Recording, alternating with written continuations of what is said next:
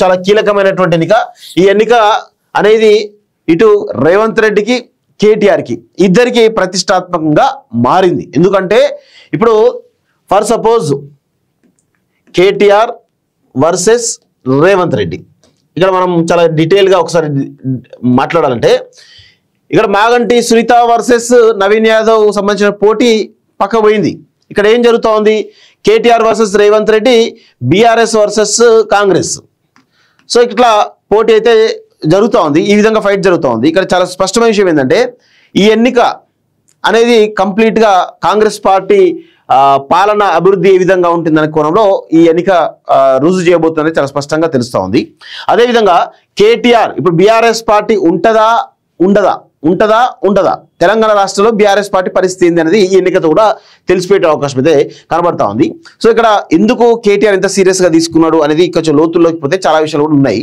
So ఆ విషయాలు నేను చెప్పలేని పరిస్థితి కనబడతా ఉంది. ఎందుకంటే రాబోయే రోజుల్లో బీఆర్ఎస్ పార్టీలో అతిపెద్ద సంక్షోభం రాబోతుంది. అది హరీష్ రావు రూపంలో వస్తుందా, ఇంకా వేరే రూపంలో వస్తుందా అనేది నా తర్వాత చెప్తా. కాకపోతే ఇక్కడ ఆల్రెడీ కవిత రూపంలో ఒక దెబ్బ గట్టిగా పడ్డది వీళ్ళకి, ఇక కేసీఆర్ కుటుంబానికి కానీ బీఆర్ఎస్ పార్టీకి కానీ కవిత రూపంలో ఒక అతిపెద్ద ఒక సంక్షోభం ఎదుర్కొంటా ఉన్నారు. సో ఈ క్రమంలో ఇంకొక సంక్షోభం కూడా వచ్చేటువంటి అవకాశం అయితే కనబడతా ఉంది. సో బీఆర్ఎస్ పార్టీ కంప్లీట్గా కొలాప్స్ అయ్యేటువంటి అవకాశాలు కనబడుతున్నాయి. సో ఈ క్రమంలో పట్టు పెంచుకోవడానికి బీఆర్ఎస్ పార్టీలో కేటీఆర్ తన పట్టు పెంచుకోవడానికి, తన యొక్క నాయకత్వ పటిమ ఏంది అని నిరూపించుకోవడానికి ఈరోజు ఈ ఎన్నికను ప్రతిష్టాత్మకంగా తీసుకున్నాడు. సో దానిలో భాగంగానే ఇక్కడ కేటీఆర్ ఈరోజు మాగంటి సునీత అనేది ఎవరికి తెలియదు. జూబ్లీహిల్స్ కాన్స్టిట్యూన్సీలో మాగంటి సునీత అంటే ఎవరు గుర్తుపట్టే పరిస్థితి కూడా లేదు. ఎందుకంటే ఆమె ముఖం తెలియదు, ఆమె కనీసం ఒక మాట కూడా మాట్లాడలేని పరిస్థితి. అలాంటి అభ్యర్థిని పెడితే ఏం అభివృద్ధి చేస్తుంది, ఏం కథ, వీళ్ళు ఎంత రాజకీయాలు ఎంత దిగజారుస్తున్నారు. ఒక అభ్యర్థిని నిలబెట్టినప్పుడు ఆ అభ్యర్థి యొక్క సామర్థ్యం ఏంది అనేది కూడా ప్రజలు చూస్తారు. ఈరోజు కేటీఆర్ ముఖం చూసి ఓట్లు వేయరు, కేటీఆర్ ముఖం చూసి ఓట్లు వేయాలా వద్దా అనేది డిసైడ్ అవుతారు. సో ఒకవేళ మీరు మంచి పథకాలు చెప్తే ఓకే చూద్దాంలే అనే కాడికి వస్తారు, న్యూట్రల్గా వస్తారు.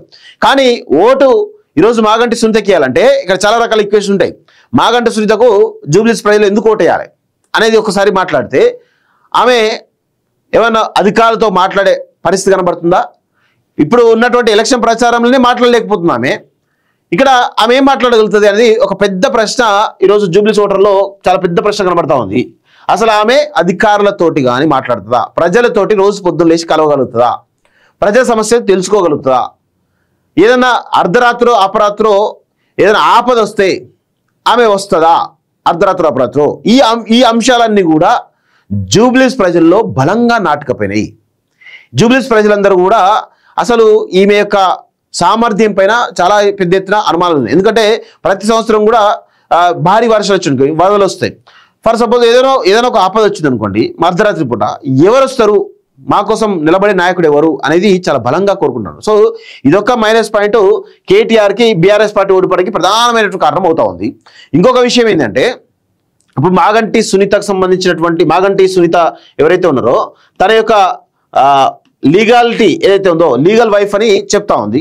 లీగల్ వైఫ్ కాదు అని మాగంటి గోపీనాథ్ తల్లి తెర మీదకి వచ్చేసి మొన్న ఆర్డీఓ గారికి ఎక్స్ప్లెనేషన్ ఇవ్వడం జరిగింది. సో దానికి సంబంధించిన అంశం ఏదైతుందో అది పెండింగ్లో ఉంది, అది ఎప్పుడైనా రావచ్చు. ఒక లీగాలిటీ అంశంలో మాత్రం అటు ఇటు అయితే మాత్రం 100% మళ్ళీ జూబ్లీహిల్స్కి ఉప ఎన్నిక వచ్చేటువంటి అవకాశం అయితే కనబడతా ఉంది. ఎందుకు అంటే ఒకవేళ ఆమె యొక్క లీగల్ వైఫ్ అనే ఏదైతే చెప్తుందో అఫిడవిట్ ఇచ్చిందో, ఇప్పుడు ఎన్నికల సంఘం ఎందుకు చర్యలు తీసుకోలేదు అని చాలా మంది క్వశ్చన్ చేస్తా ఉన్నారు కదా, చాలా మందికి డౌట్లు ఉన్నాయి కదా. ఇక్కడ ఆమె ఒక అఫిడవిట్ దాఖలు చేసిందంటే నన్ను నేను నిరూపించుకోవడానికి ఒక చట్టబద్ధమైనటువంటి పత్రం ఈరోజు ఎన్నికల కమిషన్కి ఇస్తున్నాను. సో ఆమె ఏమంటుంది, ఎన్నికల కమిషన్ ఏమంటుంది, ఆమె చట్టబద్ధమైనటువంటి ఒక అఫిడవిట్ మాకు ఇచ్చింది, మీరు అందులో తప్పులు ఉంటే ఆమె లీగల్ వైఫ్ కాదు అని మీరు సరైనటువంటి ఆధారాలు మాకు ఇన్ టైంలో సమర్పించలేదు. సో బయట ఏమైనా జరగవచ్చు, అవన్నీ కూడా ఆ మీడియాలో వచ్చే కథనాలు మీరు నమ్మము. మీకేమైనా అభ్యంతరాలు ఉంటే కోర్టుకు వెళ్ళి తేల్చుకోండి అని చెప్పి చాలా స్పష్టంగా ఎన్నికల కమిషన్ చెప్పింది. ఒకవేళ ఆర్డీఓ కనుక ఇప్పుడు ఈ ఎంక్వైరీ జరిగింది కదా, ఎంక్వైరీ జరిగినప్పుడు ఆర్డీఓ కనుక ఆ తహసీల్దార్ ఎవరైతే ఉన్నారో, డిప్యూటీ కలెక్టర్ అని తహసీల్దార్ ఎవరైతే ఉన్నారో వాళ్ళు చాలా స్పష్టంగా ఆమె యొక్క లీగల్ వైఫ్ అనే అంశాన్ని అయితే కొట్టివేసిన అనుకోండి 100% ఆమె యొక్క అభ్యర్థిత్వం క్యాన్సిల్ అయ్యే అవకాశాలు అయితే ఉంటాయి. ఆమె గెలిచినా వృధా అయిపోతుంది, మళ్ళీ ఉప ఎన్నికలు వస్తాయి. సో ఇది జూబ్లీస్ ప్రజలు ఆల్రెడీ కొంత అవేర్ అవుతున్నారు. దానిలో భాగంగానే మరి ఏం జరుగుతుందో ఏందో అంత ఉత్కంఠగా అయితే కనబడతా ఉంది. గెలిచినా కానీ మళ్ళీ ఒక 6 నెలల్లో ఈమె అభ్యర్థిత్వం పోయేటువంటి అవకాశం అయితే కనబడతా ఉంది. దాని తర్వాత మళ్ళీ ఉప ఎన్నికలు వచ్చేటువంటి అవకాశం అయితే చాలా స్పష్టంగా కనబడతాం. ఒక గెలిస్తే, గెలవకపోతే కాదు, గెలిస్తే ఇది మరి కేటీఆర్ మరి దీన్ని ఏ విధంగా లీగల్ ఎదుర్కొంటాడో చూడాల్సిన అవసరం అయితే ఉంది.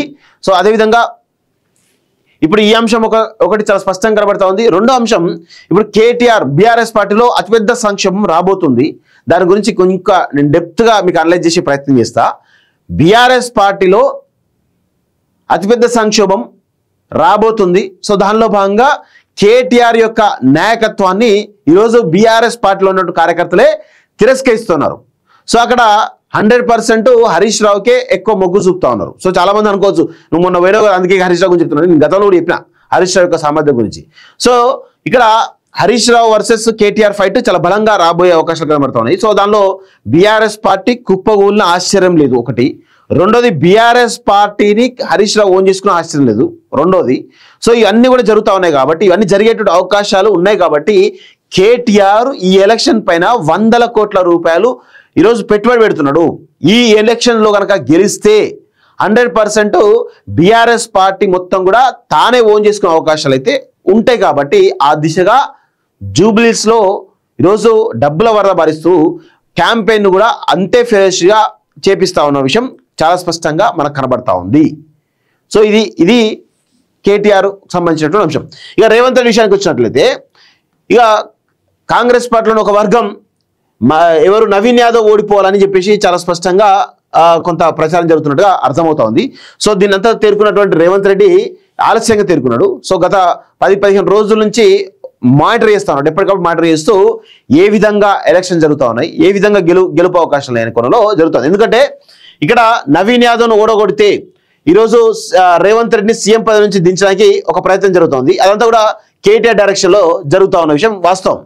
సో కేటీఆర్కి సంబంధించిన ఈ కాంగ్రెస్ పార్టీలో ఉన్నటువంటి కొంతమంది కేటీఆర్ సంబంధించినటువంటి కోవట్లున్నారు. వాళ్ళే ఈ యొక్క ప్రణాళికను అమలు చేస్తూ ఉన్నారు. దాని ద్వారా ఏఐసిసికి ఒక నెగిటివ్ సంకేతాలు పంపించి రేవంత్ రెడ్డి యొక్క కంప్లీట్గా ఆయన సీఎం పదవిని పోగొట్టే విధంగా ఒక ప్రయత్నం జరుగుతూ ఉంది. సో ఇదంతా కూడా జరుగుతూ ఉన్నాయి కాబట్టి ఈరోజు నవీన్ యాదవ్ కూడా అదే విధంగా ఫెరోషియస్గా పనిచేస్తూ ఉన్నాడు. సో ఈయన మీద చాలా స్ట్రాటజికల్గా రౌడీ షీటర్ అనేటువంటి ఒక అంశం కావచ్చు, లేకపోతే హైడ్రా అనేటువంటి ఒక అంశం కావచ్చు, ప్రస్తుతం కాంగ్రెస్ పార్టీ మీద పైనటువంటి ఒక కృత్రిమ నెగిటివిటీ కావచ్చు, ఇవన్నీ కూడా బలంగా పనిచేస్తూ ఉన్నాయి.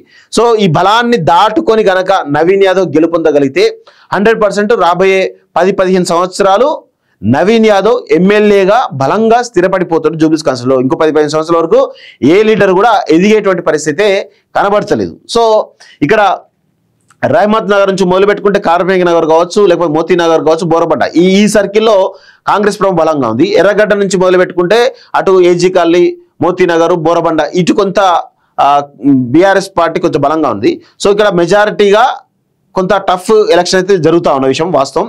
సో దీనిలో కొంతమేర ముస్లిం కమ్యూనిటీ ఓటు బ్యాంకు పైనే ఈరోజు గెలుపు అవకాశాలు డిపెండ్ అయిన విషయం వాస్తవం. సో ఎంఐఎం కూడా ఆల్రెడీ చెప్తా ఉన్నప్పటికీ కూడా మరి ఇది ముస్లిం ఓటు బ్యాంక్ అంతా కూడా వన్ సైడ్ వచ్చేటువంటి అవకాశాలు అయితే లేవు. కానీ భారీగా ఎవరికి వస్తాయి అనే దాని మీద డిపెండ్ అయ్యే గెలుపు అవకాశాలు అయితే చాలా స్పష్టంగా కనబడుతున్నాయి. రీసెంట్గా తెర మీదకి వచ్చినటువంటి బండి సంజయ్ రావడంతో భారతీయ జనతా పార్టీ కొంత ఓటు బ్యాంక్ పెంచుకుంటున్నట్టుగా చాలా స్పష్టంగా అర్థమవుతోంది. సో అదేవిధంగా ఇక్కడ బండి సంజయ్ చేస్తున్నటువంటి ఆరోపణల విషయంలో కావచ్చు, మిగతా విషయంలో కావచ్చు, కొంత బీజేపీ ఓటు బ్యాంక్ పెరగడము, బీఆర్ఎస్ ఓటు బ్యాంక్ తగ్గడము, అదేవిధంగా అటు కాంగ్రెస్ పార్టీ సంబంధించినటువంటి ఓటు బ్యాంకు కాన్స్టెంట్గా ఉండడం, ఇవన్నీ కూడా గమనిస్తూ ఉంటే కొంత కాంగ్రెస్ పార్టీకే ఫెచ్ అయితే కనబడతా ఉంది. ఇది చాలా స్పష్టంగా తెలుస్తూ ఉంది.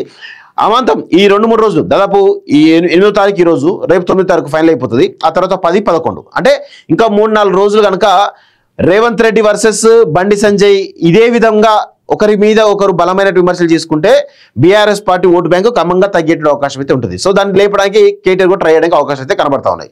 సో ఇది జూబ్లీకి సంబంధించినటువంటి పరిస్థితి మిత్రులారా. ఇది చాలా స్పష్టంగా గుర్తుపెట్టుకోండి. అంత ఈజీగా అయితే ఎలక్షన్ అయితే లేదు.